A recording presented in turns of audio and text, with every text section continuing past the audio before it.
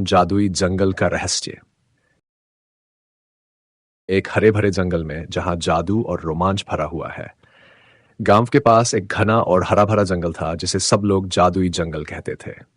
इस जंगल के बारे में तरह तरह की कहानियां प्रचलित थीं। कहते थे कि जंगल के अंदर जादुई जीव रहते हैं, पर कोई भी ये नहीं जानता था कि ये कहानियां सच है या सिर्फ अफवाह। एक दिन चार दोस्त अमन, रिया, कबीर और मीरा ने तय किया कि वे इस जादुई जंगल के रहस्य को जानने जाएंगे। वे सभी अपने स्कूल की छुट्टियों में थे और उन्हें रोमांच पसंद था। रिया ने कहा, सोचो अगर हमें जादुई जीव मिल जाए तो कितना मजा आएगा। कबीर ने हंसते हुए कहा, और अगर वे हमें खा गए तो? अमन ने मजाक में कहा, तब हम उनकी कहानियों का हिस्सा बन जाएंगे। मीरा ने थोड़ी हिम्मत दिखाते हुए कहा, चलो डरते नहीं हैं, हमें पता लगाना है कि इस जंगल का रहस्य क्या है। चारों अपने बैग में खाना, पानी और टॉर्च लेकर जंगल की ओर चल पड़े। जंगल का रास्ता घना और पेड़ पौधों से भरा हुआ था। पक्षियों की आवाजें और पेड़ों की सरसराहट ने माहौल को रहस्यमयी बना दिया था। कुछ दूर चलने के बाद उन्हें एक पुरानी लकड़ी की चौकी दिखाई दी। उस चौकी पर लिखा था, आगे जाना मना है। लेकिन बच्चे अपनी जिज्ञासा को रोक नहीं सके और चौकी को पार कर गए। जैसे ही वे आगे बढ़े, उन्हें अचानक एक चमकदार रोशनी दिखाई दी। रोशनी के पास जाकर देखा तो वहां एक जादुई झरना था जिसके पानी में इंद्रधनुष के सातों रंग झलक रहे थे। चारों ने इतना खूबसूरत झरना पहले कभी नहीं देखा था। रिया ने झरने का पानी छूने की कोशिश की, लेकिन तभी एक मधुर आवाज सुनाई दी, रुक जाओ। सबने इधर उधर देखा लेकिन कोई नजर नहीं आया। फिर अचानक एक छोटी सी परी सामने आई। उसकी पंख इंद्रधनुषी रंग के थे और वह हवा में उड़ रही थी। परी ने कहा, मैं इस जादुई जंगल की रक्षक हूं। यहाँ के सारे जीव मेरे दोस्त हैं। लेकिन तुम लोग कौन हो और यहाँ क्यों आए हो? अमन ने डरते हुए कहा, हम सिर्फ इस जंगल के बारे में जानना चाहते थे, हमें माफ कर दो। परी मुस्कुराई और बोली, अगर तुम यहाँ के रहस्य को जानना चाहते हो तो तुम्हें कुछ कठिन चुनौतियों का सामना करना होगा। अगर तुम सफल हुए तो मैं तुम्हें जादुई जंगल के सारे राज बताऊंगी। मीरा ने उत्सुकता से कहा, हमें चुनौतियां स्वीकार हैं, हम तैयार हैं। परी ने पहले चुनौती के रूप में बच्चों को एक पगडंडी दिखाई जो जादुई फूलों से भरी थी।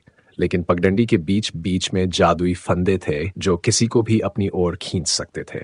अब बच्चों को बिना फंदों के फंसे हुए पगडंडी पार करनी थी। चारों बच्चों ने सावधानी से कदम रखा। रिया ने कबीर को एक फंदे से बचाया, जबकि मीरा ने अमन को सही दिशा दिखाई। उन्होंने एक दूसरे की मदद से फंदों को पार कर लिया। परी ने खुश होकर कहा, तुमने पहली चुनौती पार कर ली, अब दूसरी चुनौती है जादुई पहेली हल करना। परी ने उन्हें एक प्राचीन पत्थर पर लिखी पहेली दिखाई, जो दिखता नहीं फिर भी सब देख सकते हैं, हर जगह रहता है फिर भी कहीं नहीं रहता। बच्चे पहेली को हल करने में जुट गए। अमन ने सोचा और कहा, यह अंधेरा हो सकता है। कबीर ने, नहीं, यह शायद हवा हो सकती है। मीरा ने अचानक मुस्कुराते हुए कहा, यह तो परछाई है। परछाई हर जगह होती है लेकिन उसे छू नहीं सकते। परी ने ताली बजाई और कहा, सही उत्तर। तुमने दूसरी चुनौती भी पार कर ली। अब आखिरी चुनौती है सच्चाई और बहादुरी की परीक्षा। अचानक परी ने अपने जादू से एक भयानक राक्षस का दृश्य दिखाया। राक्षस जोर जोर से दहाड़ रहा था और पेड़ों को गिरा रहा था। परी ने कहा, इस राक्षस को हराने के लिए तुम्हें अपनी सच्चाई और बहादुरी दिखानी होगी। चारों बच्चे डर गए लेकिन वे जानते थे कि यह एक जादुई परीक्षा थी। रिया ने हिम्मत दिखाई और राक्षस के सामने खड़ी हो गई। उसने कहा, तुम हमें डरा सकते हो लेकिन हम हार मानने वालों में से नहीं हैं। हम सच और हिम्मत के साथ खड़े रहेंगे। जैसे ही रिया ने यह कहा, राक्षस गायब हो गया और परी ने खुशी से ताली बजाई। परी ने कहा, तुम सबने अपनी सच्चाई और बहादुरी साबित कर दी। अब मैं तुम्हें इस जंगल का राज बताती हूं। परी ने उन्हें बताया कि यह जंगल एक समय में बहुत खुशहाल था, लेकिन लोग इसकी जादुई शक्तियों का गलत उपयोग करने लगे। तब से यह जंगल छिप गया और केवल वही लोग यहां आ सकते हैं जो सच्चे और बहादुर होते हैं। परी ने अंत में कहा, तुम सबने यह साबित कर दिया कि तुम सच्चे और बहादुर हो। अब तुम इस जंगल के मित्र हो, लेकिन हमेशा याद रखना, जादू का उपयोग सिर्फ अच्छाई के लिए करना चाहिए। कहानी का अंत। बच्चे परी का धन्यवाद करके वापस लौट आए। उन्होंने जंगल की सारी बातें किसी को नहीं बताई और वादा किया कि वे हमेशा जादू की इस अद्भुत दुनिया का सम्मान करेंगे। सीख, साहस और सच्चाई से हर चुनौती पार की जा सकती है।